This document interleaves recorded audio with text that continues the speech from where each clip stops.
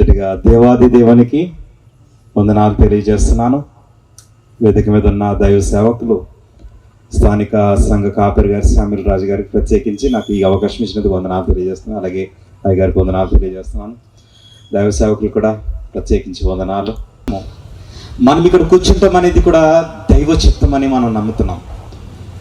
ఈరోజు క్రైస్తవులుగా సర్వలోకంలో ఇళ్లను విడిచిపెట్టి ఇట్లా ఖాళీ స్థలాల్లో కూర్చొని దేవుని నామాన్ని స్మరిస్తున్న క్రైస్తవ సంఘము నశించుచున్న వారికి వెర్రితనముగా ఉన్నది. రక్షింపబడుచున్న మనకి దేవుని యొక్క శక్తి అన్నది. దేవుని స్తోత్రం కలుగును గాక. ఇంత గొప్ప రక్షణను మనము పట్టుకున్నాము కనుక ఆనందము మనకి మాత్రమే తెలుసు, బహు కొద్ది మందికి మాత్రమే తెలుసు. ఈ బైబిల్ గ్రంథము చరిత్ర పుస్తకము. ఏమి జరిగింది, ఏమి జరగబోతుంది అనేది పరలోకమందున్న దేవుడు రాయించిన పుస్తకం. ఈ గ్రంథంలో ఉన్న ప్రతిదీ అక్షరాలుగా జరుగుతుందని దేవాది దేవుడు రాసిన ఈ గ్రంథంలో అనేక మాటలను మనం ధ్యానం చేసినప్పుడు క్రైస్తవ లోకములో శ్రమలు కలుగుతాయి.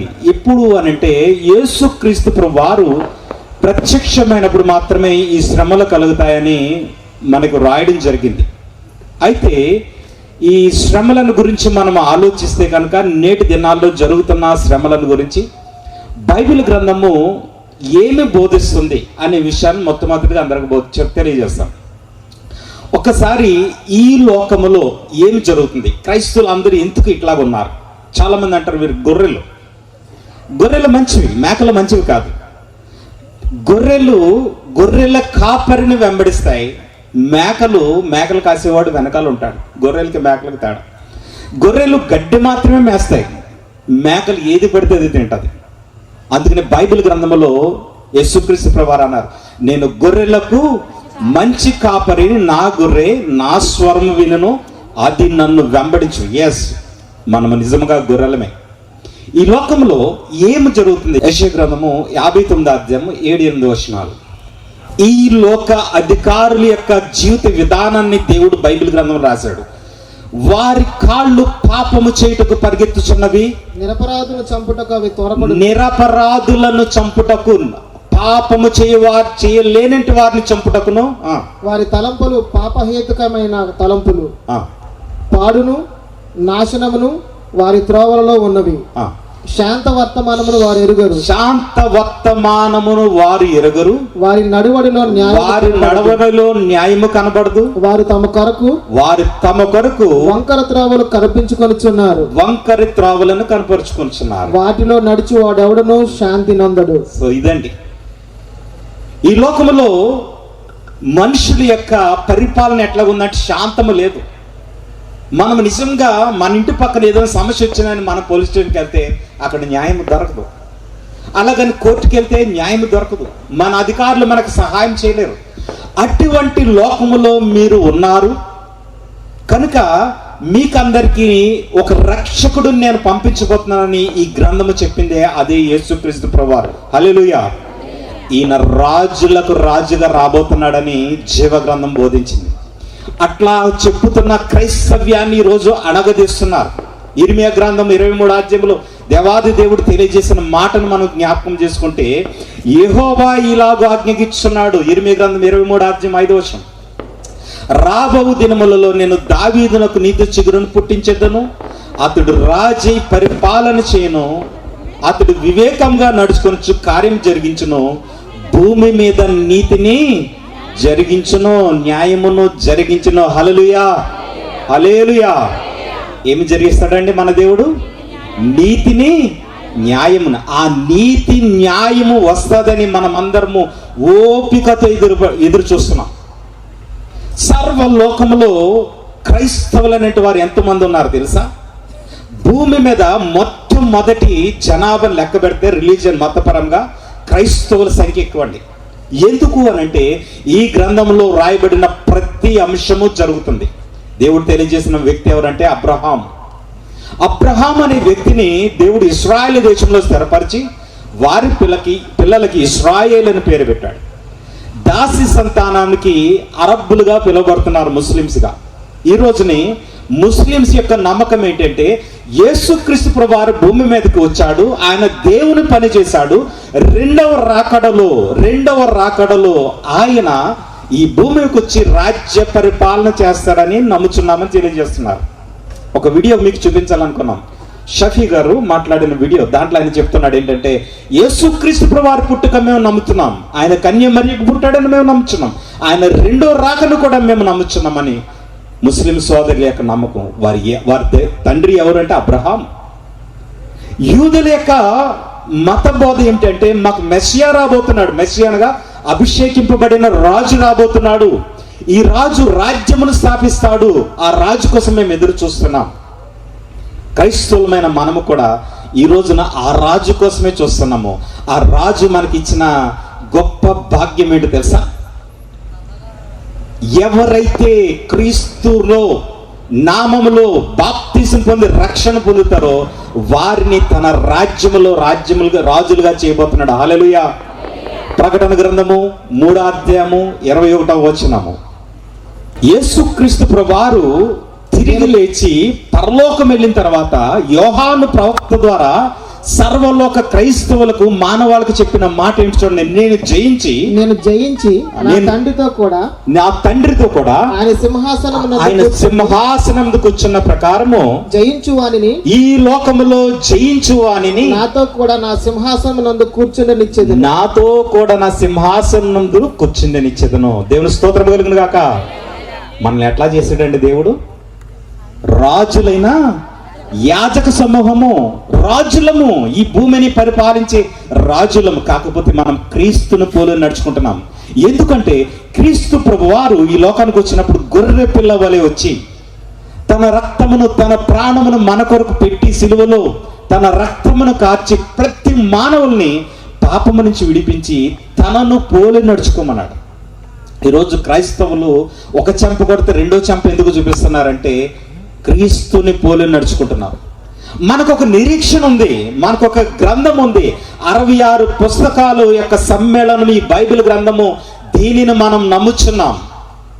ఈరోజు ముస్లిమ్స్ నమ్ముతున్నారు యేసుక్రీస్తు ప్రభువు రెండో రాకడ ఉందని. యూదులు నమ్ముతున్నారు. ఏ గ్రంథము లేని వారు ఉన్నారు. ఎందుకు బ్రతుకుతున్నారంటే వారి త్రోవలు వంకరి త్రోవలు, వారి అన్యాయస్తులు, న్యాయపు తీర్పు తీర్చలేని వారు. మన దేవుడు న్యాయమును తీర్చి భూమి మీద నీతిని స్థాపించబోతున్నాడు. అంత గొప్ప దేవుని దగ్గరికి మనం పిలుచుకున్నాడు. హల్లెలూయా. ఈ రోజుని ఎంత ధైర్యంగా మనం చెప్తున్నామంటే అందరికి సాక్షిగా ఈరోజు రండి, ఆ రక్షణ భాగ్యమును మీరు కూడా పొందుకోండి. ఎందుకంటే యేసుక్రీస్తు ప్రభువారు వెళ్ళిపోతున్నప్పుడు, ఈ భూమి నుంచి వెళ్ళిపోతున్నప్పుడు ఇశ్రాయేలు దేశంలో ఆయన ఒలీవల్ అనే కొండ మీద ఆయన నిలబడినప్పుడు జరిగిన అంశాన్ని మీకు చూపిస్తాను. అపోస్తుల కార్యములు 1వ అధ్యాయము 10, 11, 12 వచనాలు చూద్దాం. అపోస్తుల కార్యములు 1వ అధ్యాయము 10, 11, 12 వచనాలు. ఆయన వెళ్ళుచుండగా వారు ఆకాశము వైపు తేరు చూచుచుండి, ఆ శిష్యులు ఆకాశం వైపు తేరు చూచి ఇదిగో తెల్లని వస్త్రములు ధరించుకుని ఇద్దరు మనుషులు వారి యొద్ద నిలిచి గలిలయ మనుషులారా చెప్తున్నాడు. గలిలయ మనుషులారా, మీరెందుకు నిలిచి ఆకాశం వైపు చూచుచున్నారు? మీ యొద్ద నుండి పరలోకమునకు చేర్చుకొనబడిన ఈ యేసే ఏ రీతిగా పరలోకమునకు వెళ్ళుట మీరు తండ్రి దగ్గరికి ఏ రీతిగా వెళ్ళడం మీరు చూసారో ఆ రీతిగానే తిరిగి వచ్చినని చెప్పాను. చూసారు, చాలా క్లియర్ గా రాసి పెట్టాడు దేవుడు. ఏ రీతిగా వెళ్ళాడో ఆ రీతిగానే వస్తాడు. యేసుక్రీస్తు ప్రభువారు భూమి మీద పుట్టిన తర్వాత సర్వలోకానికి మార్చబడిన విషయం ఏంటంటే క్రీస్తు పూర్వం క్రీస్తు శకం అనేది వచ్చింది. చాలా మంది ఏమంటారంటే బ్రిటిషర్లు వచ్చేసి మార్చేశారు. బ్రిటిషర్లు ఎన్ని దేశాలు పరిపాలించారు? ఏ దేశం? ప్రపంచ దేశాలు. దేవుడు లేడని చెప్పేవాడు కూడా క్రీస్తు పూర్వము క్రీస్తు శకం. ఎందుకు ప్రత్యేకత అంటే ఇది దైవ నిర్ణయము, దైవ సంకల్పము. అటువంటి దైవ నిర్ణయంతో రాయించబడిన ఈ గ్రంథంలో యేసుక్రీస్తు ప్రభువారు ఆరోహణమై వెళ్తున్నప్పుడు చెప్పబడిన మాట ఏంటంటే ఆయన ఏ రీతిగా వెళ్ళాడో ఆ రీతిగానే వస్తాడు. ఏం జరుగుతుంది, ఎప్పుడు వస్తాడు, ఈ గ్రంథంలో క్లియర్గా దేవుడు రాసి పెట్టాడు. మనం యేసుక్రీస్తు ప్రభువారి రాకడ చూడాలంటే జకరియా గ్రంథము 14వ అధ్యాయము 2వ వచనం నుంచి చూస్తే 4వ వచనం వరకు మనకు క్లియర్గా కనిపిస్తుంది. 2వ వచనం 14వ అధ్యాయం 2వ వచనం. ఏలయనగా యెరూషలేము మీద యుద్ధము చేయుటకు నేను అన్యజనులందరినీ పోగు చేయుచున్నాను. చాలండి. యెరూషలేము అనగా ఇశ్రాయేలు దేశంలో ఉంది. యేసుక్రీస్తు ప్రభువారి యొక్క రెండవ రాకడ ఎప్పుడు జరుగుతుంది అని అంటే మనం చూడవలసింది ఏంటంటే ఇశ్రాయేలు దేశం మీద యుద్ధం జరగబోతుంది. నేటి దినాన్ని ఇశ్రాయేలీల్ని ఎవరు పట్టించుకోవట్లా, ఏదో అనుకుంటున్నారు. దేవుడు అంటున్నాడు, ఇశ్రాయేలుకి యుద్ధం చేయబోతున్నాను, సర్వలోకంలో వాళ్ళు యుద్ధాన్ని వస్తారు. ఇదే మత్తయి సువార్త 24వ అధ్యాయం, జనముల మీదకి జనమును, రాజ్యముల మీదకి రాజ్యము, మనుషులకు శాంతి ఉండదు, నెమ్మది ఉండదు. అలాంటి లోకము జరుగుతున్నప్పుడు నేను దొంగ వలె మీ మధ్యకి రాబోతున్నాను. హల్లెలూయా. నమ్ముచున్నారా పిల్లలారా? అంత గొప్ప దేవుడు రాయిసిన ఈ గ్రంథమును మనం నమ్ముచున్నాము. అవి స్పష్టంగా మన కళ్ళ ముందు జరుగుతున్నాయి. ఈ రోజుని యెరూషలేమును మత్తు పుట్టించి పాత్రగా చేయబోతున్నాడంట దేవుడు. సర్వలోకంలో ఉన్న వాళ్ళకి భయము, వణుకు కలుగుతున్నది. మీరు గమనించారో లేదు కానీ 1947 సంవత్సరంలో ఇశ్రాయేలు దేశం ఏర్పడ్డది. అంతకుముందు వీళ్ళు చెరలోకి వెళ్ళారు. ఎందుకు చెరలోకి వెళ్ళారు అంటే యేసుక్రీస్తు ప్రభువారిని వాళ్ళు సిలువ వేసినందుకు గాను దేవుడు వాళ్ళని చెరలోకి పంపించాడు, బానిసత్వంలోకి. దేవుడు వాళ్ళని తీసుకొచ్చిన తర్వాత 1947 నుంచి 2017 సంవత్సరానికి 70 సంవత్సరాలు అయింది. కరెక్ట్గా 70 సంవత్సరానికి యెరూషలేమును ఇశ్రాయేలు దేశం యొక్క ప్రధాన పట్టణంగా, క్యాపిటల్ సిటీగా అనౌన్స్ చేయడం జరిగింది. ఎందుకు తెలుసా ప్రియులారా? క్రీస్తు రాకడకు మొట్టమొదటి మెట్టు. కనుక ఈరోజు ఇక్కడ కూర్చున్న మనము ఒక నిరీక్షణ, మనకి మన రాజు క్రీస్తు ఆయన రాబోతున్నాడు. ఇశ్రాయేలులో నుంచి ఆయన పరిపాలన చేయడానికి సిద్ధంగా ఉన్నాడు. జకరియా గ్రంథం 14వ అధ్యాయం 3వ వచనం చదవండి. యెహోవా బయలుదేరి యుద్ధ కాలమున యుద్ధము చేయు రీతిగా అన్య జనులతో యుద్ధం చేయను. చదవండమ్మా. ఆ దినమున యెరూషలేము ఎదుట తూర్పు తట్టున్న ఒలీవలనబడిన కొండ మీద ఎవరు ఉంచుతారండి? ఇది ఎప్పుడు రాశాడు? క్రీస్తు పూర్వం రాయబడిన మాట ఇది. యేసు క్రీస్తు ప్రభువారు ఒలీవ కొండల నుంచి వెళుతున్నప్పుడు ఆయన ఏ రీతికి వెళ్ళాడో ఆ రీతిగా మరలా ఎక్కడికి వస్తున్నాడంట? ఒలీవ కొండ పడ్డ. చదవండమ్మా. ఒలీవ కొండ తూర్పు తట్టునకును పడమటి తట్టునకును నడిమినకు విడిపోయి సగము కొండ ఉత్తరపు తట్టునకును సగము కొండ దక్షిణపు తట్టునకును జరుగును. గనుక చదవమ్మా. విశాలమైన లోయ ఒకటి ఏర్పడు. చాలు. ఈ గ్రంథంలో దేవుడు రాసిన మాట చూడండి. యేసుక్రీస్తు ప్రభువారు మరలా భూమి మీదకి రాబోతున్నాడు. నీతి రాజ్యమును స్థాపించబోతున్నాడు. ఆ రాజ్యములో ఇక్కడ కూర్చున్న అమాయకులు, గొర్రెలని పిలువబడిన వారు, నశించుచున్న వారికి హేళనగా ఉన్నవారు, రాజులైన యాజక సమూహము. హల్లెలూయా. ఎలా చేశాడు మనల్ని? ఎందుకు మనం ఇక్కడ కూర్చున్నాం? మొదటి పేతురు పత్రిక 2వ అధ్యాయం 9వ వచనంలో చెప్తున్నాడు, మనం ఎందుకు పిలబడ్డాం? మనం చీకటిలో నుంచి, పాపపు లోకములో నుంచి వెలుగులోకి పిలబడ్డాం. ఈ వెలుగు దగ్గర రావడానికి ఎవరు ఇష్టపడరు. వాడి చీకటి బ్రతుకు, వాడి పాపపు జీవితము, భార్యనే మోసం చేసే బ్రతుకు, భర్తని మోసం చేసే బ్రతుకు, ఇలాంటి బ్రతుకుల నుంచి బయటకు రావడానికి వాళ్ళకి ఇష్టం లేక వెలుగులో ఉన్న మనలను అసహించుకుంటున్నారు. పేతురు రాసిన మొదటి పేతురు 2వ అధ్యాయం 9వ వచనం. అయితే ఇక్కడ కూర్చున్న మీరందరూ చీకటిలో నుంచి ఆశ్చర్యమైన తన వెలుగు సంబంధులు, మనము రహస్య సంబంధులు కాదు, భయపడేవారం కాదు. ఎందుకు పిలుచుకున్నాడు వెలుగులోకి? చదవండి. మిమ్మును పిలిచిన వాని గుణాతిశయములు. మన దేవుడు ప్రేమ స్వరూపి. హల్లెలూయా. ఏ స్వరూపి అండి? ఏం ప్రకటిస్తున్నాం? ప్రవీణ్ పాస్టర్ గారిని చంపేశారు. ఏం ప్రకటించాడు ఆయన భార్య? ఏం ప్రకటించింది? ప్రేమ. మన దేవుడు ప్రేమ స్వరూపు. నువ్వు ఎంత ఘోర పాపివైనా, నువ్వు ఎలాంటి సంబంధమైనా రా, నా దగ్గరికి రా. ఇవి మానేసాయి. ఈ గ్రంథం మీద ఏమంటో తెలుసా? పరిశుద్ధ గ్రంథము. ఏ గ్రంథం అండి? ఏంటి పరిశుద్ధత అంటే ఏమిటి? దీంట్లో పాపం చేసిన వాళ్ళు పేర్లందరూ రాశాడు. ఎందుకు రాశాడంటే అలాగే మీరు ఉండవద్దు, దేవుడు పాపం చేసిన వాళ్ళు ఇక్కడ రాశాడని అంటారు. కాదు, అటువంటి పాపపు జీవితం మీలో ఉండకూడదు, నేను వాళ్ళని శపించాను. ఏంటి పరిశుద్ధత? హీబ్రూ భాషలో కాదోష్ అని ఉంటుంది. కాదోష్ అంటే పరిశుద్ధత, హోలీ. It means separation. అంటే లోకము నుంచి మీరు వేరుపరచబడిన వారు. ఇక మీదట మీరు పాపమును విడిచిపెట్టి, మీ తాగుడు జీవితాన్ని విడిచిపెట్టి, మీ వ్యభిచార జీవితాన్ని విడిచిపెట్టి, అన్యాయపు జీవితాన్ని విడిచిపెట్టి, లోకంలో మీరు చేస్తున్న మోసాన్ని విడిచిపెట్టి పరిశుద్ధంగా బ్రతకడానికి పిలుచుకున్నాడు దేవుడు. అలాంటి పరిశుద్ధ జీవితము ఈరోజు మనము జీవించడానికి వచ్చాము. హల్లెలూయా. అదే చీకటిలో నుంచి తన ఆశ్చర్యకరమైన వెలుగులోనికి పిలిచిన వాని గుణాతిశయములు, దేవుని గుణాతిశయము. ఇదే జరుగుతుంది. ఎందుకు ఇంత లైట్స్ పెట్టి, ఇంత సౌండ్ పెట్టి, అందరిని ప్రేమతో ఆహ్వానించి? ప్రేమైన వాళ్ళారా, ఆలోచించండి. మనకు ఒక నిరీక్షణ ఉంది. మనము ఆ విశ్వాసమును పట్టుకుని ఇంత గొప్ప రక్షణను మనం కాపాడుకుంటున్నాం. ఎందుకంటే ఆ మహిమ గలలో రాజ్యములో, తర్వాత చదవండమ్మా, ఏమని రాశాడు? తన గుణాతిశయములను ప్రచురం చేయ నిమిత్తము ఏర్పరచబడిన వంశము. హల్లెలూయా. ఏం వంశం అంటే మంది? ఏర్పరచబడిన వంశము, రాజులైన యాజక సమూహము, సర్వలోకాన్ని పరిపాలించే రాజ్య సమూహం ఇది. పరిశుద్ధ జనం. మిక్కిలి అల్పులైన ఈ నా సహోదరులు ఒకరిని ప్రేమించితివి కనుక నన్ను ప్రేమించితివి అన్నాడు బైబిల్ గ్రంథంలో. అంటే ఒకరినొకరు ప్రేమించుకుంటూ క్రైస్తవ్యాన్ని చాటి చెప్పడం.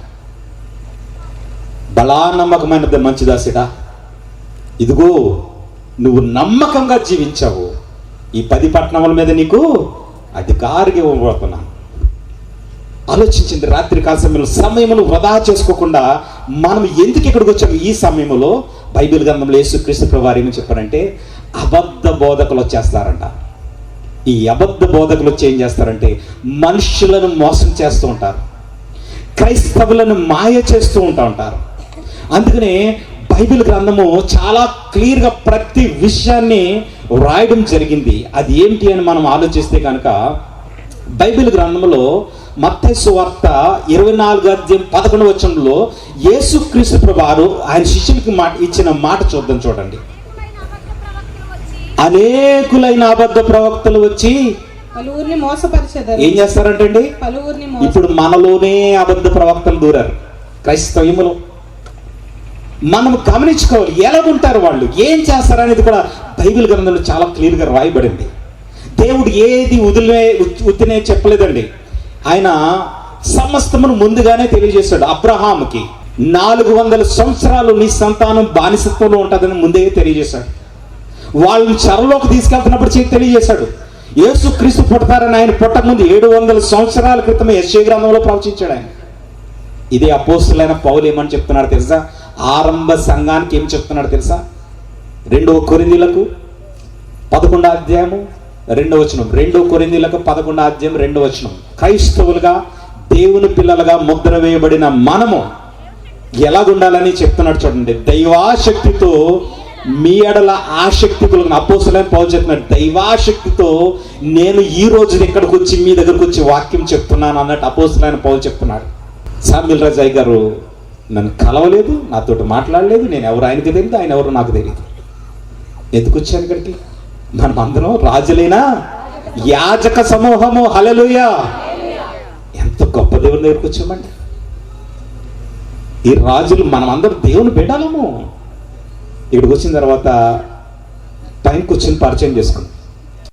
పవిత్రురాలైన కన్యకను క్రీస్తుకు ఒక్కడే పురుషుడికి అనగా క్రీస్తుకు ప్రదానము చేయవలనని అనుకున్నాను.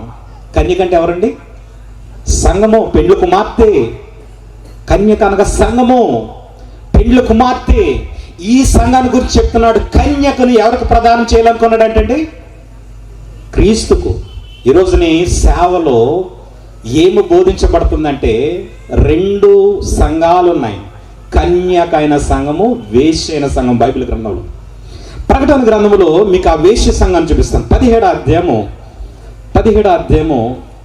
16వ చూద్దాం.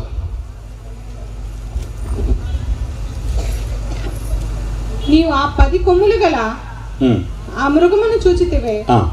వారు ఆ వేశ్యను వేషించి దాని దిక్కులేని దానిగాను దిగంబరిగాను చేసి దాని మాంసం భక్షించి అగ్ని చేత 19 అధ్యాయంలోకి వెళ్ళిపోండి. డైరెక్ట్ 19 అధ్యాయంలోకి 19 అధ్యాయం 2వ వచనం. మనుషులను సింహాలుగా పాడేసినప్పుడు ఆ సింహాలు వాటిని పీక్కుని తిన్నప్పుడు అందరూ నవ్వుకునేవారు. అందుకనే రోమ అన్నాడు అపవాది క్రూర మృగము. అటువంటి క్రూర మృగం దగ్గర ఏర్పడిన ఒక సంఘం ఉందంట, దాని పేరు వేశ్య. ఈ వేశ్య ఏం తీసుకొచ్చిందంటే లోకంలోకి విగ్రహారాధన తీసుకొచ్చింది. ఏం తీసుకొచ్చిందండి? దేవునికి నచ్చినది ఏంటంటే విగ్రహారాధన. ఆ విగ్రహారాధన తీసుకొచ్చి క్రైస్తవ్యాన్ని మార్చివేసి క్రీస్తుని పక్కన పెట్టి రకరకాల బొమ్మలు పెట్టి సంఘంలో ఆ బొమ్మల్ని ఆరాధించేలాగా చేసింది. దీన్నే వేశ్య సంఘం అన్నాడు. ఈరోజు ఎంత ధన్యమో తెలుసా? కొన్ని కోట్ల మంది వేశ్య వెనకాల బడిగడుతున్నారు. వారినే 666 అపవాది సంఖ్య కలిగిన వారు అన్నాడు. ఎంత ధన్యులము ఆలోచించిన ప్రియమైన వాళ్ళ. నిజమైన దేవుడు కన్యక అంటే ఏ పురుషుడిని ఎరగనిది. ఈ గ్రంథంలో ఎన్ని పుస్తకాలు ఉన్నాయి? ఈ బైబిల్ గ్రంథంలో ఎన్ని పుస్తకాలు ఉన్నాయండి? వేశ్యకి ఎన్ని పుస్తకాలు తెలుసా? 72 పుస్తకాలు. మీరు అర్థం చేసుకోండి. వారిది బైబిల్ అంటారు, దాంట్లో 72 పుస్తకాలు ఉంటాయి. వారు ఏం మాట్లాడతారంటే మీరు తండ్రులను పిలవబడవద్దు, మీ తండ్రి ఒక్కడే. ఆయన ఎక్కడున్నాడు? పరలోకములో ఉన్నాడు. అప్పుడు వాళ్ళ ఫాదర్స్ అని పెట్టారు. అంటే బైబిల్కి వ్యతిరేకంగా బోధన తీసుకొచ్చారు. ఈరోజు క్రైస్తవ సమాజంగా కన్యకగా పిలువబడుతున్న నేటి సంఘము, ఈరోజు క్రీస్తును వెంబడిస్తున్న సంఘము, క్రీస్తు యొక్క క్యారెక్టర్, దేవుని యొక్క క్యారెక్టర్ మనము ప్రచురమ చేయడం నిమిత్తము రాజులైన యాజక సమూహం. అందుకనే క్రైస్తవ్యం మౌనం ఉంది. ఎన్ని ర్యాలీలు చేసినా, ఎంత రోడ్ల మీద కోట్ల మంది వచ్చినా కానీ ఒక్క చిన్న నాశనం కలగట్లా. ఇది దేవుని యొక్క ప్రేమ. అటువంటి ప్రేమను చాటడానికి ఈరోజు మీ మధ్యన మేము కూర్చున్నాం. ఎందుకంటే మేము పొందబోయే రాజ్యము శాంతి రాజ్యము, నీతి రాజ్యము. హల్లెలూయా, హల్లెలూయా. నీతి రాజ్యంలో ఉండడానికి దేవుడు నిన్ను ఈ రాత్రి కాల సమయంలో ఆహ్వానిస్తున్నాడు. ఆ నీతి రాజ్యంలో ఏముంటదంటే ఈ మానవుల యొక్క పరిపాలన అంతమవబోతుంది. ప్రకటన దానియేలు గ్రంథములో చెప్పబడిన మాటను మనం చూస్తే కనుక 2వ అధ్యాయము 44వ వచనం చూడండి. ఆ రాజుల కాలములో, ఈ భూమి మీద ఉన్న రాజుల కాలములో పరలోకమందున్న దేవుడు ఒక రాజ్యం స్థాపించబోతున్నాడు. దానికి ఎన్నటికి నాశనము కలగదు. ఆ రాజ్యము దాన్ని పొందిన వారికి కాక మరెవరికి చెందదు. ఆ రాజ్యం పొందుకున్న వారు మనమే. హల్లెలూయా చెప్పండి. నేను ఆ రాజ్యాన్ని వాల్సిన చప్పట్లు కొట్టండి ఒకసారి. దేవుని స్తుతించండి. ఎంత గొప్ప ధన్యత. ఈరోజు క్రీస్తు నమ్ముకున్న వారు అందరికీ ఆ మహిమగల రాజ్యంలో అక్షయమైన శరీరము, ఈ శరీరం కాదు, అక్షయమైన శరీరము దేవుడు ఇవ్వబోతున్నాడు. అది ఎవరికంట? పొందుకున్న వారికి తప్ప ఇంకెవరికనే కాదు.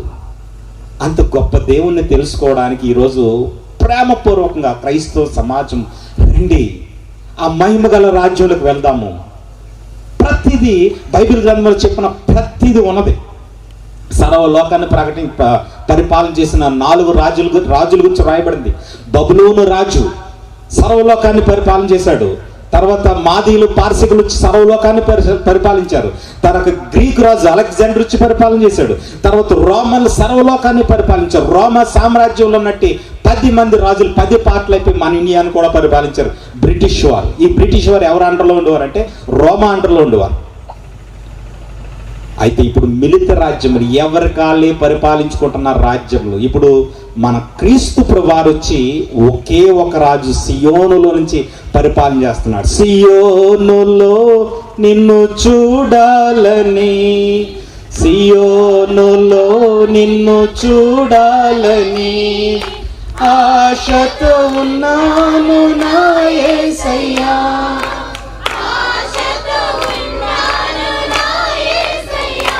నీకే వందనం, నీకే వందనం, నీకే వందనం. నజరేయుడా నా యేసయ్యా ఎన్ని యుగాలకైనా ఆరాధ్య దైవము నీవేనని గలమెత్తి నీ కీర్తిని చాటెనా నజరేయుడా. నా యేసయ్యా. దేవునికి స్తోత్రము కలుగును గాక. ఎక్కడికి రాబోతున్నాడండి? సియోనులకు రాబోతున్నాడు. సియోనులో నిన్ను చూడాలని ఆశతో ఉన్నానయ్యా. యెషయా గ్రంథము 2వ అధ్యాయంలో రాస్తున్నాడు. ఆయన ఎప్పుడు వస్తాడు, ఏమి చేస్తాడు క్లియర్గా రాసి పెట్టి ఉన్నాడు. చూడండి, యెషయా గ్రంథము 2వ అధ్యాయము 1వ వచనంలోంచి. యూదాను గూర్చియు యెరూషలేమును గూర్చియు ఆమోజు కుమారుడైన యెషయాకు దర్శనం వల్ల కలిగిన దేవోక్తి అంత్య దినములలో చివరి దినాల్లో పర్వతముల పైన చూసారా, పర్వతముల పైన యెహోవాకి మందిరం కట్టబోతున్నారు. ఆ పర్వతం మీద ఆ పర్వత శిఖరమున స్థిరపడి కొండల కంటే ఎత్తుగా ఎత్తబడును. చదవండి. ప్రవాహం వచ్చినట్లు సమస్త అన్యజనులు దానిలోనికి వచ్చేదరు. ఆ కాలమున ఎక్కడి నుంచి అండి? సియోనులో నుండి ధర్మశాస్త్రమును, యెరూషలేములో నుండి యెహోవా వాక్కు ఎక్కడికి వెళ్తుంది? సర్వలోకానికి. ఈ రోజుని యెరూషలేము లో ఉన్న ఇశ్రాయేలీయులు యేసుక్రీస్తుని అంగీకరించలేదు. రెండవ రాకడలో వారే క్రీస్తు ప్రభువారిని ఎట్లా ఉంటారంట తెలుసా? ఆ రోజున అయ్యో ప్రభా, జకరియా గ్రంథం 12వ అధ్యాయంలో చెప్పబడింది, అయ్యో ప్రభా నిన్ను చంపింది మేమా, నీకు మేకలు గాయాలు కొట్టింది మేమా. వాళ్ళు ఏడుస్తారంట. ఆ రోజు సియోనులో నుండి ధర్మశాస్త్రమును, యెరూషలేములో నుండి యెహోవాకు బయలు వెళ్తుంటే భూమి అంతా ఎట్లా ఉంటుంది తెలుసా? హబకుకు గ్రంథము 2వ అధ్యాయం 14వ వచనం చెప్తున్నాడు. చూడండి, హబకుకు గ్రంథం 2వ అధ్యాయం 14వ వచనం. ఏలయనగా సముద్రము జలములతో నిండి ఉన్నట్లు భూమి యెహోవా మహత్యమును గూర్చిన జ్ఞానముతో వావ్ ఏం చెప్తున్నాడు చూసారా? ఈ రోజున భూమి మీద నీతి ఉన్నదా? ఈ రోజు భూమి మీద న్యాయం ఉన్నదా? ఎవరికన్నా బ్రతకడానికి అవకాశం ఉందా? దీంట్లో కులాలు వచ్చినాయి, దీంట్లో మతాలు వచ్చినాయి, కొట్టుకు చేస్తున్నారు. అన్నదమ్ములకు పడతలేదు, తల్లిదండ్రులకు పడతలేదు. ఒకరికి పడని రోజులు, ఎవరి కాళ్ళే ముందుకు వెళ్ళిపోవాలని చంపుకుంటున్నారు రోజులు. యేసుక్రీస్తు ప్రభువారు తన రాజ్యాన్ని స్థాపించినప్పుడు ఎట్లా ఉంటుంది అంటే, భూమి సముద్ర జలములతో ఎట్లా నింటున్నదో దేవుని మహిమను గూర్చిన జ్ఞానముతో నిండి ఉంటుంది. దేంతో నిండి ఉంటుంది అంటే జ్ఞానము, దేవుని జ్ఞానం. ఇదే మహిమ. ఇందాక పాడిన పాటలో యుగాలకు ఆయన చూడబోతున్నాం రాజుగా. క్రీస్తు ప్రభువారి రాజ్య పరిపాలనలో మనం రాజులైన యాజక సమూహం, ఆయన మన రాజు రాబోతున్నాడు. ఈ భూమిని పరిపాలించడానికి మూర్ఖులైనటువంటి వారిని, దుర్మార్గులైనటువంటి వారిని ఎవరికి ఇచ్చేటట్టు తెలుసు? ఇప్పుడు ఈ భూమి మీద ఇప్పుడు ఎవరికి? అల్పులైనంత వారికి, ఎన్నిక లేనటువంటి వారి, పనికి మాలిన వాళ్ళకి ఇచ్చాడట రాజ్యం. ఆ నీతి రాజ్యంలో మనం కూర్చోబెట్టినప్పుడు మన పరిస్థితి ఎట్లా ఉంటుంది? యెషయా గ్రంథం 32వ అధ్యాయము 16-17 వచనాలు చూద్దాం. అప్పుడు న్యాయము అరణ్యంలో. అరణ్యం ఏంటంటే అండి, చదవండి. ఫలభరితమైన భూమిలో నీతి దిగును. భూమిలోంచి ఏం దిగుతుంది అంటే, భూమిలోకి ఏం దిగుతుంది అంటే అండి, ఇప్పుడు నీతి ఉందా? న్యాయము, నీతి రాజు న్యాయమును అనుసరించి, నీతిని అనుసరించి పరిపాలన చేయబోతున్నాడు యేసుక్రీస్తు ప్రభువారు. ఎక్కడ? ఈ భూమిని తన చేతుల్లో పెట్టుకుని ఆయన భూమిని నరులకు ఇచ్చున్నాడు. దేవాది దేవుడు తన కుమారుడైన యేసుక్రీస్తు ప్రభువారిని 2000 సంవత్సరాల క్రితం భూమి మీదకు పంపించి మానవుల పాపముల కొరకు ఆయన సిలువలో యాగము చేయించి ఆయన తీసుకెళ్లి తండ్రి కుడి పార్శ్వమును కూర్చోబెట్టి మనకిచ్చిన ఈ గ్రంథాన్ని బట్టి ఏం బోధించాడంటే, ఇదిగో మీరు నన్ను పోలి నడుచుకోండి, దేవుని పోలి నడుచుకోండి. ఈరోజు క్రైస్తవ్యం మాట్లాడట్లేదు, క్రైస్తవం ఏమనరు, క్రైస్తవులు తిడితే పోతారు, కొడితే పోతారని ఎందుకు అనుకుంటున్నారంటే దేవుని పోలి నడుచుకుంటున్నాడు. ఎందుకంటే దేవుడు నువ్వు ఎన్ని పాపాలు చేస్తున్నా, నువ్వెంత దౌర్జన్యం చేస్తున్నా దేవుడు నిన్నేమనట్లా. క్రైస్తవ్యం కూడా అదే. క్రైస్తవుడు ఒక్క మాట అనట్లేదు. ఎందుకు అనట్లేదు అంటే దేవుని యొక్క ఆజ్ఞ కోసం చూస్తున్నాడు. ఆయన క్రీస్తు ప్రభువాన్ని లోకానికి పంపించినప్పుడు తండ్రి మహిమతో కుమారుడు రాలేనప్పుడు ఈ భూమికి తీర్పు తీర్చబడినప్పుడు నీ పరిస్థితి ఏంటి? ఆ రోజు నువ్వు రక్షింపబడతావని గ్యారంటీ ఉందా? ఇప్పుడు మాకెందుకన్నా ఒకటి గుర్తుపెట్టుకో, నువ్వు ఈ లోకానికి ఎలాగొచ్చావు నీకు తెలియదు. ఈ సృష్టిని సృష్టించిన సృష్టికర్త నీకు తెలవాలంటే ఈ సృష్టిలో ఉన్న సమస్తము ఒక వ్యక్తి వల్ల కలిగిన అన్నవి నమ్మాలి. అదే మనుషుడు పెట్టుకున్న పేరు దేవుడు. బైబిల్ గ్రంథం బోధిస్తుంది ఏంటంటే ఆయన పేరు యావే. యా అంటే ఏంటి తెలుసా? మనుషుడికి దేవుడు ఊపిరి పోసినప్పుడు ఆ మట్టి బొమ్మకి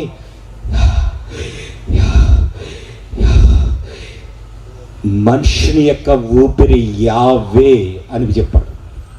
మనలో ఉన్నది ఎవరున్నారండి? ఇప్పుడు దేవుడు జీవమై ఉన్నాడు, ఆత్మై ఉన్నాడు. ఆయన ఆత్మని ఎవరిలో పోసాడు?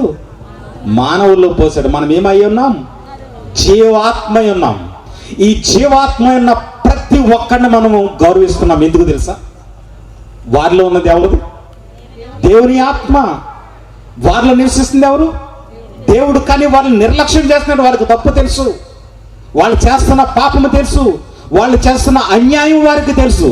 దాన్ని చంపేసి మొండితనంగా ఏదో 4 రోజులు బ్రతికే జీవితం కోసం వాడు పాపపు బ్రతుకుతున్నాడు, తృప్తి లేని బ్రతుకుతున్నాడు. ఈ చనిపోయే జీవితం కోసమా? 82వ కీర్తన గ్రంథంలో అంటున్నాడు, దైవముల మధ్య దేవుడు తీర్పు తీర్చబోతున్నాడు. దైవములు అంటే ఎవరు తెలుసా? దేవుని ఆత్మను పొందుకున్న ప్రతి ఒక్కరిని దైవములుగా మార్చేసేస్తున్నాడు. ఎందుకంటే ఆయన రాజ్యములో మనము అక్షయులుగా, పరిశుద్ధులుగా. చదవండి, 2వ వచనం చదవండి అమ్మా. దేవుని సమాజము. దేవుని సమాజం అంటే ఏంటి తెలుసా? దేవుడు మానవుని చేసినప్పుడు తన పోలిక చొప్పున, తన రూపంలో, తన స్వభావం ఉండాలని తయారు చేసుకున్నప్పుడు వాడి మట్టి బొమ్మ మాత్రమే. ఆ మట్టి బొమ్మకి దేవుడు ఏం పోసాడు తెలుసా? జీవ వాయువు. వాడు ఏమయ్యాడండి? జీవించు ప్రాణి, లేకపోతే జీవ ఆత్మ అయ్యాడు. అంటే దేవుని యొక్క స్వభావంలో ఒక పార్ట్ అయ్యాడు. ఈ ఆత్మను చంపేసుకున్నాడు. మనుషుడికి ఆత్మ లేదు, వాడికి ఆత్మ కొంచెము కూడా లేదు. ప్రియమైన వాళ్ళారా, దేవుని పిల్లలుగా బ్రతుకుతున్న మనము ఈ రాత్రికాల సమయంలో గమనించవలసిన విషయం ఏంటంటే దేవుడు తన స్వరక్తం ఇచ్చి మనల్ని సంపాదించుకున్న సంఘము, కన్యకైన సంఘము. ఈ సంఘము ద్వారా సర్వలోకాన్ని పరిపాలన చేయబోతున్నాడు. అయితే వేశ్యగా పిలువబడిన తప్పుడు బోధ 73 పుస్తకాలు, 72 పుస్తకాలు పెట్టుకుని బ్రతుకుతున్న అన్యాయపు బోధగాల పుస్తకం ఉందంట. దాన్ని వెంబడిస్తున్న వారి గురించి ఏమి చెప్పాడు తెలుసా? దానియేలు గ్రంథము 7వ అధ్యాయంలో వాడి గురించి ముందే దేవుడు రాసి చూడండి. 7వ అధ్యాయము 24, 25 వచ్చిన చదువుదాం. ఆ రాజు, రోమాలో ఉన్న రాజు మహోన్నతునికి విరోధంగా మాట్లాడుచు మహోన్నతుని భక్తులను నలుగగొట్టును. అతడు ఏం చేస్తాడంటే పండుగ కాలములను, న్యాయ పద్ధతులను నివారణ చేయబోనుకొనును. చాలండి. ఎవరు అనంటే దేవుడు చెప్తున్నాడు, రోమాలో ఒక రాజు రాబోతున్నాడు. ఈ రాజు ఏం చేస్తాడంటే మహోన్నతుని భక్తులు. ఎవరు? పరిశుద్ధులు అంటే ఎవరు? యేసుక్రీస్తు ప్రభువారి రక్తములో కడగబడిన వారు మాత్రమే పరిశుద్ధులు. భూమికి పాప క్షమాపణ ఎప్పుడు వచ్చిందంటే క్రీస్తు ప్రభువారు శిలువలో రక్తం కార్చడం మాత్రమే. ఆ తర్వాత వచ్చిన పరిశుద్ధులను అంటే వీడు ఏం చేస్తాడు? మహోన్నతిని పరిశుద్ధులను రాశాడు. ఈ పరిశుద్ధులను నలగొడతాడు. ఏం చేశాడు తెలుసా? తెసలోనికలో ఉన్న సంఘాన్ని దగ్గరికి వెళ్ళాడు, వాళ్ళని చంపేశాడు. తెసలోనికలు రాసిన పత్రికను తీసుకున్నాడు. కొరింథీలో ఉన్న సంఘానికి దగ్గరికి వెళ్ళాడు, వాళ్ళని చంపేశాడు. కొరింథీలకు రాసిన పత్రికను తీసుకున్నాడు. ఎఫెసీలో ఉన్న సంఘాన్ని చంపేశాడు. ఎఫెసీలకు రాసిన పత్రికను తీసుకున్నాడు. అన్ని సంఘాలు తిరిగి రోమాలో ఉన్న సంఘాలందరినీ నాశనం చేసి గ్రంథాన్ని తీసుకెళ్లి దాచుకున్నాడు. 1260 సంవత్సరాలు దాచాడు. 3వ శతాబ్దం వచ్చరికి క్రైస్తవ్యం పూర్తిగా పతనము చేసేసి ఆ గ్రంథాలను దాచి దొంగ పుస్తకం రాసుకున్నాడు. అక్కడ రాశాడు ఏమన్నా? న్యాయ పద్ధతులు అంటే లా, దేవుని ధర్మశాస్త్ర గ్రంథాన్ని మార్చేస్తాడు. ఇదిగోండి, ఈ వ్యక్తి మీకు అందరికి చాలా మందికి తెలిసే ఉంటాడు. ఈయన మార్టిన్ లూథర్. ఈ మార్టిన్ లూథర్ని దేవుడు ఎన్నుకొని 15వ శతాబ్దంలో ఈ పరిశుద్ధ గ్రంథాన్ని బయటకు తీసుకొచ్చి ఆ రాజు చేతిలోకి తీసుకొచ్చి నీ చేతిలో నా చేతిలో పెట్టేలా చేశాడు. దేవుని స్తోత్రము కలిగినదా. ఈ రోజు నీ సత్యమును మనకి ఇప్పించాడు. అయినప్పటికీ కొంతమంది ఈరోజు సత్య గ్రంథము మన చేతిలో వచ్చింది. వాడు ఏం చేస్తాడో చెప్పాడు. వాడు ఏం చేస్తాడంటే తెలుసా? సర్వలోకమును మోసము చేస్తూ, రాజులతో వ్యభిచారం చేస్తూ, అంటే రాజులతో వ్యాపారం చేస్తూ, పాపము చేయిస్తూ సాంప్రదాయాలను మార్చేస్తాడు. ఏం సంప్రదాయాలు? మన క్రైస్తవంలో కన్యకైన స్త్రీలో మనం బాప్తిస్మం తీసుకున్న తర్వాత అన్నీ ఎవరికి సమర్పించేసుకుంటామండి? ఆత్మ, ప్రాణ, దేహములు ఎవరికి ఇచ్చేస్తాము? దేవునికి ఇచ్చేస్తాం. వాళ్ళు ఎవరు? ఆత్మ ఎవరు, ప్రాణం ఎవరు, దేహం ఎవరు? ఏమిస్తారు? జుట్టేస్తారు. గౌరీపట్నం వెళ్తారు కదమ్మా, వెళ్తారు కదా. దేవుడు ఏమడుగుతున్నాడు? నీ పూర్ణ హృదయముతో, నీ పూర్ణ ఆత్మతో, నీ పూర్ణ శక్తితో దేవునికి ఇచ్చేసేయి. జుట్టేస్తే కాదు, దేవునికి కొబ్బరికాయ ఇస్తే కాదు, ఏదో మొక్కుబడిస్తే కాదు, సంపూర్తిగా దేవుని దగ్గర సమర్పించే. ఎందుకు చేయాలి? చూడండి 13వ వచనం, 7వ అధ్యాయం 13వ వచనం ఏం చెప్తున్నాడు చూడండి. దానియేలు గారికి దేవుడు దర్శనము చూపిస్తున్నాడు. ఏమన్నా? రాత్రి కలిగిన దర్శనములను నేను ఇంకా చూచుచుండగా. చూసారా? ఆకాశమేఘారుడు. ఆకాశం అంటే ఏంటి తెలుసా? మేఘం అంటే ఏంటి తెలుసా? ఏప్రిల్ రాసిన పత్రిక 12వ అధ్యాయం చెప్తుంటే ఎంత గొప్ప సాక్షి సమూహము ఎలా ఉందంటండి? మేఘం వల్ల ఉంది. మేఘంలో ఏముంటాయమ్మా? నీరు ఉంటుంది. మేఘంలో ఏముంటుందండి? వర్షం రాకపోతే భూమి మీదకి భూమి మొత్తం నాశనం అయిపోతుంది. భూమి మీద ఉప్పు నీరు. అందుకనే దేవుడు ఈ జలములను ఆ జలములను వేరు చేశాడు. ఎందుకు వేరు చేశాడు? ఇది సముద్రము, ఉప్పు చచ్చిపోతారు. ఇది తాగితే 5 నిమిషాల్లో వాడికి వామిటింగ్స్ అయితే చచ్చిపోతారు. ఎవరన్నా మందు తాగినప్పుడు హాస్పిటల్ తీసుకెళ్తే ఏం పట్టించమంటారు తెలుసా? ఉప్పు నీళ్ళు పట్టించమంటారు. చచ్చిపోతాడు వాడు. లేకపోతే అది వామిటింగ్స్ బయటకు వచ్చేస్తుంది. ఇదే వాటర్ రిఫైండ్ అయి పైకి వెళ్ళి తర్వాత అది ఏమవుతుందండి? జీవ జలము, మంచినీరు, జీవమునిచ్చే జలము. ఆ జలంగా చేసడం అన్నమాట. హల్లెలూయా. అది ఎంత గొప్ప సాక్షి సమూహము ఎలా ఉందంటండి? ఈ లోకానికి మేఘము, లైఫ్ ఇవ్వబోతున్నాం మనం. రాజులని యాజక సమూహము, ఆయన 2వ రాకడలు క్రీస్తుతో పాటు ఈ లోకాన్ని పరిపాలించే రాజులము. ఈరోజు మనల్ని ఎవరు లెక్క చేయట్లా. మనము వెర్రివారము, మనము గొర్రెలము. మన క్రీస్తు ప్రభువారు అలాగే వధకు తేబడిన గొర్రె పిల్లవలే ఆయన మౌనంగా ఉన్నాడు. వాళ్ళు అనుకుంటున్నారంటే, యేసుక్రీస్తు ప్రభువారు ఒక రోజు అడుగుతున్నారు, నా గురించి ఏమనుకుంటున్నారు పేతురు వీళ్ళందరూ అంటే? ఒకడు ఏలియా అనియు, ఒకడు బాప్తిస్మం ఇచ్చి యోహాను అనియు, లేకపోతే ఒక యిర్మియా అనియు అంటారు. వీళ్ళందరూ ఎవరో ప్రవక్తలు. నేను ప్రవక్తను కాదు. మీరేమనుకుంటున్నారు? యేసుక్రీస్తు ప్రభువారు ఏమడుగుతున్నారంటే ఏమన్నాడండి? నువ్వు మెస్సియా. ఎవరంటండి? మెస్సియా అనగంటే అభిషక్తుడు, రాజుగా అభిషేకింపబడిన వారు. నువ్వు మెస్సియా. ఆ మెస్సియా అని అనుకుంటున్నాను. తండ్రి బయలుపరిస్తే గాని నీకు తెలియదు. ఈరోజు నీకు నాకు బయలుపరిచాడు. ఆ మెస్సియాను పట్టేసుకున్నాం. హల్లెలూయా. మన రాజు యేసుక్రీస్తు ప్రభువారి గురించి ఇవ్వబడిన అధికారం చూడండి. ఆయన పుట్టక ముందు, క్రీస్తు పూర్వము 470 సంవత్సరాలకు ముందు చెప్పబడిన మాటను చూడండి. ఆ రాత్రి కలిగిన దర్శనమందు నేను ఇంకను దానియేలు చూడచుండగా మేఘారుడై మనుష్య కుమారుని పోలిన ఒకడు వచ్చి ఆ మహావృద్ధుడగు వాని సన్నిధిని ప్రవేశించాడు. మహావృద్ధుడగా అంటే యాన్సెంట్ అని ఉంటుంది. యాన్సెంట్ అంటే ఆదరించున్నవాడు. మనకు ట్రాన్స్లేషన్లో వృద్ధుడు అన్నాడు. ఆదరించున్న వాని దేవుని యొక్క సమ్ముఖమునకు తేబడిను సకల జనులను. చూడండి అక్కడ ఏమన్నాడు? సకల జనులను, రాష్ట్రములను, ఆయా భాషలు మాట్లాడేవారును ఆయనను సేవించినట్లు ప్రభుత్వమును, మహిమయు, ఆధిపత్యము ఆయనకి ఇవ్వబడెను. ఆయన ప్రభుత్వము శాశ్వతమైనది. అది ఎన్నటికి తొలగిపోదు. హల్లెలూయా. నమ్మిన వారు చప్పట్లు కొట్టండి. క్రీస్తు రాజ్యం ఎన్నటికీ తొలగిపోదు. ఆ రాజ్యంలో నువ్వు నేను ఉండబోతున్నాం. ఆ రాజ్యంలో మనము రాజులుగా, యాజకులుగా జీవించబోతున్నాం. గొప్ప దేవుడు అంత ధన్యత మనకిచ్చాడు. విడిచిపెట్టకండి. మనం ఏం చేయడానికి వచ్చామంటండి? తన చీకటిలోంచి వెలుగులోనికి పిలిచిన ఆయన గుణాతిశయములు. ఎవరు గుణాతిశయములు? దేవుని గొప్ప పరిశుద్ధుడు. యెహోవా పరిశుద్ధుడు, పరిశుద్ధుడు, పరిశుద్ధుడు. మీరును పరిశుద్ధులై ఉండండి.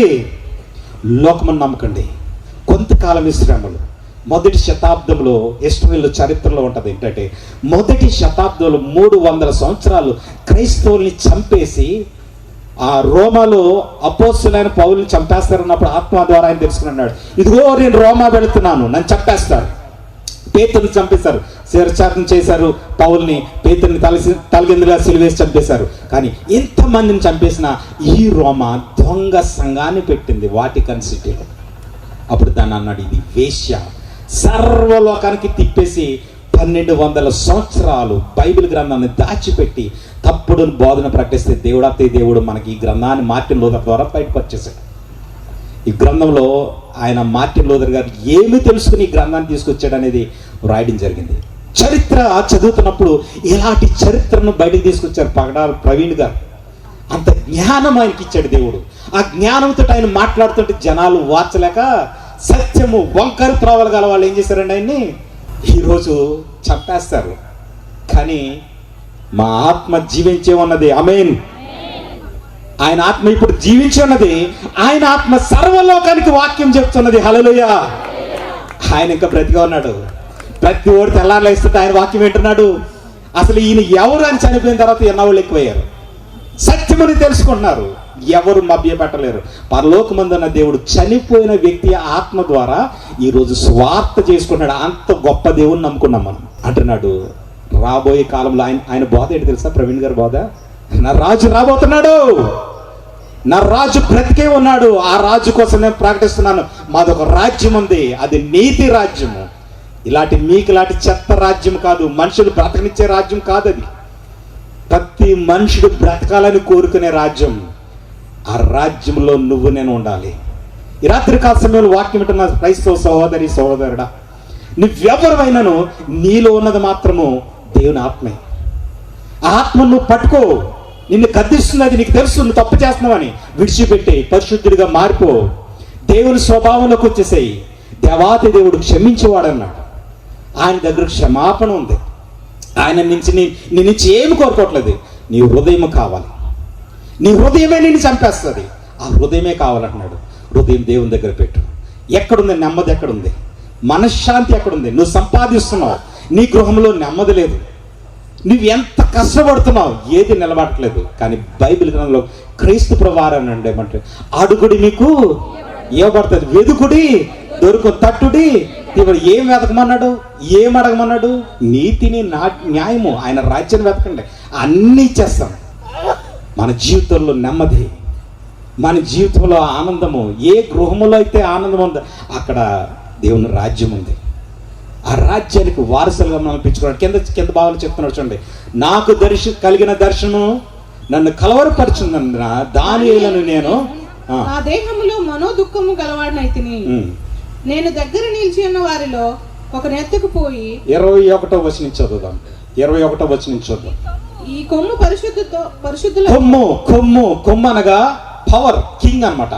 ఒక రాజ్యాధికారం పొందిన ఒక రాజు ఉన్నాడు. వీడు బైబిల్ గ్రంథాన్ని దాచేస్తాడు. ఫస్ట్ ఈ గ్రంథంలో చెప్పాడు, బైబిల్ గ్రంథాన్ని దాచేసి మొత్తం న్యాయ పద్ధతులను నివారణ చేసేస్తాడు. అంటే ధర్మశాస్త్రం లాని మభ్య పెట్టి పక్క దాస్తాడు. వీడు విగ్రహారాధన క్రైస్తవ్యంలో తీసుకొస్తాడు. వీడు ఏం చేస్తాడంట తెలుసా? అన్య జనులతో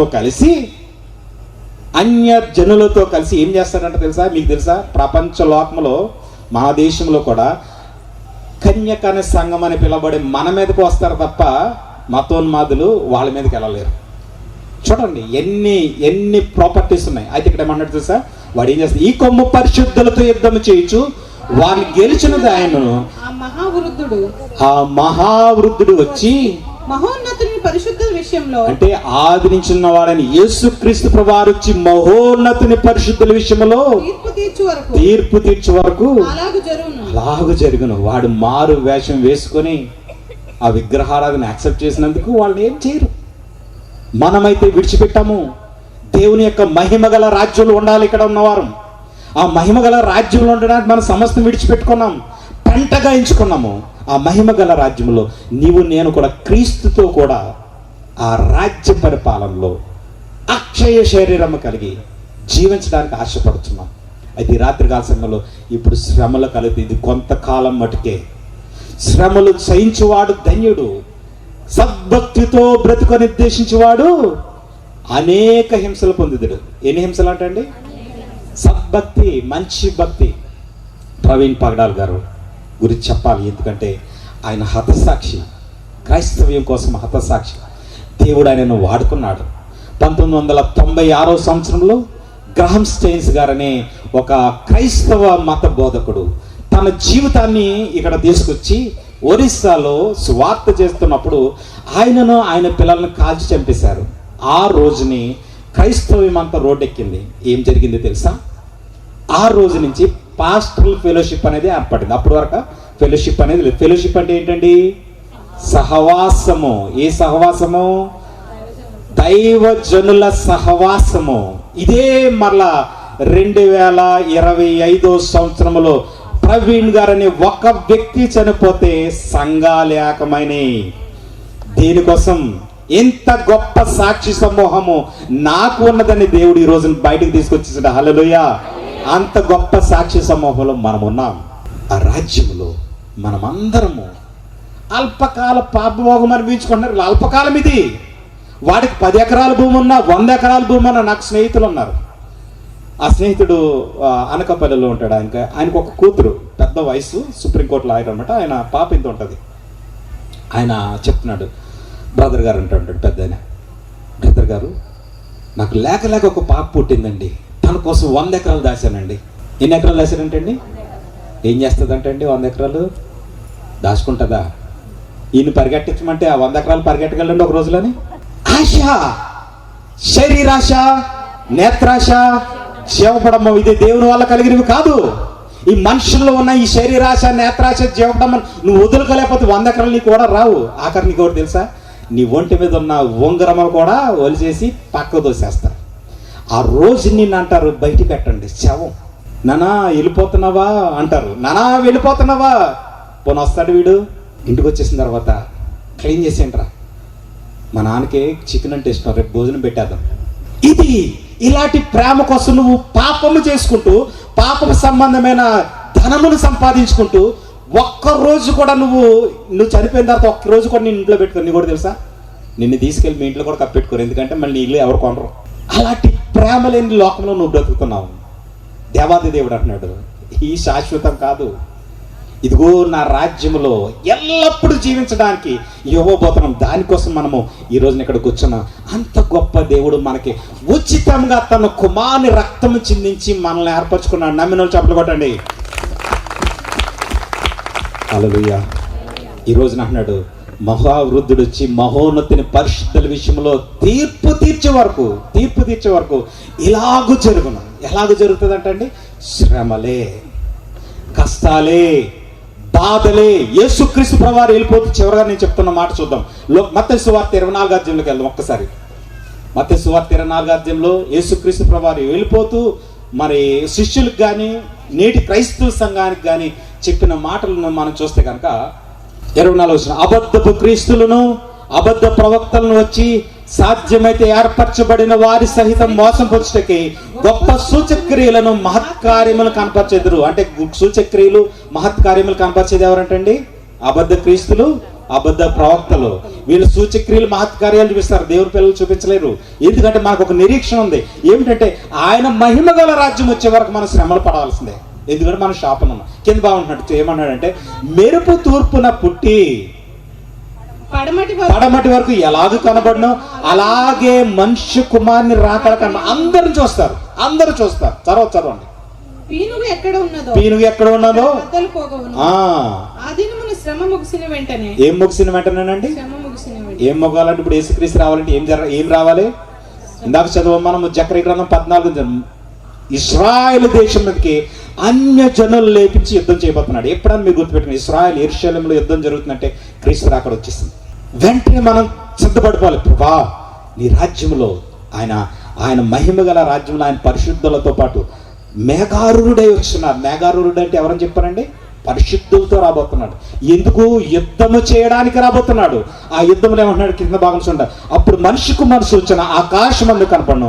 అప్పుడు మనిషి కుమారుడు ప్రభావంతోను మహామహిమతోను ఆకాశం ఎగరట వచ్చి చూచి భూమి మీద ఉన్న సకల గోత్రములు రమ్ముకుంటే ఎవరు ఆయన వచ్చే యెరూషలేములో సీయోనులో పాగా వేయబోతున్నాడు. అప్పుడు ఏం జరగబోతుంది తెలుసా? బైబిల్ గ్రంథం ఎంత స్పష్టంగా చెప్తుంది చూడండి. యెషయా కీర్తన గ్రంథము 45వ అధ్యాయము. దేవాది దేవుడు దావీదు ప్రవక్త ద్వారా చెప్పబడిన మాట చూద్దాం చూడండి. 48వ అధ్యాయము మొదటి వచనం. 48వ అధ్యాయం మొదటి వచనం. మన దేవుని పట్టణమైన యెరూషలేమునందు ఆయన పరిశుద్ధ పర్వతమునందు యెహోవా గొప్పవాడును బహు కీర్తనీయుడే రాబోతున్నాడు. చదవండి. ఆ మహారాజు పట్టణమైన సియోను పర్వతము సియోను పర్వతము రమ్యమైన ఎత్తుగల చోట ఉంచబడి సర్వభూమికి సంతోషకరముగా ఉన్నది. ఏమవుతుందంటే సర్వభూమికి ఏమైపోతుందంటే అండి సంతోషంగా పోతుంది. ఆ తర్వాత దాని నగరులలో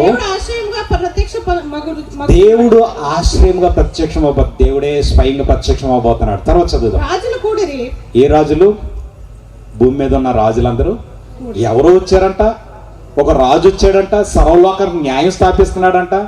మా ఆస్తులు ఏమవుతాయి, మా అన్యాయ సొమ్ము ఏమవుతుంది, మేము కట్టించుకున్న ట్యాక్స్లంతా దాసేమే ఏమవుతాయని రాజులందరూ కలిసి ఆలోచన చేసుకున్నారంట. చదవండి. వీళ్ళందరూ ఏకంగా కూడి వచ్చి ఎక్కడికి వచ్చారంటే యెరూషలేములోకి వచ్చి మహారాజు పట్టణం చూడబోతున్నారంట. చూసిన వెంటనే ఆశ్చర్యపడి భ్రమపడి త్వరగా పారిపోతారు. గొప్ప దేవుడి దగ్గరికి రాబోతున్నారు వాళ్ళు. ఆశ్రమశ్రీ దేవుడి దగ్గర కాదు. యేసుక్రీస్తు ప్రభువారు భూమి మీదకి వచ్చినప్పుడు రెండవ రాకడలో ఆయన గర్జించు సింహము, ఆ యోధా గోత్రపు సింహము దగ్గరికి చూడడానికి వచ్చినప్పుడు అంతా జనులు భయపడి, రాజులను రాశారు అక్కడ చాలా క్లియర్గా రాశారు, రాజులు భయపడి పారిపోయారు. ఎందుకు తెలుసా?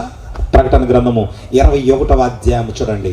ప్రకటన గ్రంథము 21వ అధ్యాయము 2 వచ్చిన మరియు నూతనమైన యెరూషలేము ఆ పరిశుద్ధ పట్టణము తన భర్త కొరకు అలంకరింపబడి పెండ్లి కుమార్తె వలె సిద్ధపడి దేవుని యొద్ద నుండి దిగి వచ్చుట చూచి తిని. చదవండి. అప్పుడు ఇదిగో దేవుని నివాసము. ఆ దేవుని చూడాలంటే మనకి ఏ శరీరం కావాలండి? అక్షయ శరీరం కావాలి. ఏ శరీరం కావాలి? మన కను రెప్పపాటులో నమ్ముకునే వాళ్ళందరూ అక్షయాలు మారిపోతాం. ఈ రోజు రాత్రికాల సమయంలో నువ్వు దేవుని నమ్మితే నీకు జరిగేది గ్రంథంలో రాయబడింది. అందరూ అనుకుంటారు ఇదేమో వీళ్ళు దేవుడు ఏదో చెప్తూ ఉంటాడు, వీళ్ళు రాజు వస్తాడంట. ప్రియమైన వాళ్ళారా, బైబిల్ గ్రంథంలో చెప్పబడిన ఇశ్రాయేల్ దేశం ఉంది. ఇశ్రాయేల్ 12 గోత్రాలు ఉన్నాయి. ఇశ్రాయేల్ చెడదొరగొట్టబడ్డారు సర్వలోకానికి. వాళ్ళు ఉన్నారు. వాళ్ళ దాసి సంతానమైన ముస్లిమ్స్ ఉన్నారు. అన్యులమైన మనం ఉన్నాం. మనందరి నిరీక్షణ ఒకటే, యేసుక్రీస్తు ప్రభువు రాజ్యం స్థాపించబోతున్నాడు. ఆ మహిమ గల రాజ్యంలోకి మనం అందరం వెళ్ళబోతున్నాం. ఇదిగో దేవుని నివాసం ఎవరితో ఉందంటండి? మనుషులతో కూడా ఉంది. ఆయన రాబోతున్నాడు కిందకి. అయితే ఆ రాజ్యంలోకి ఎవరు వస్తారు? 7వ వచనం చూద్దాం. 7వ వచనం.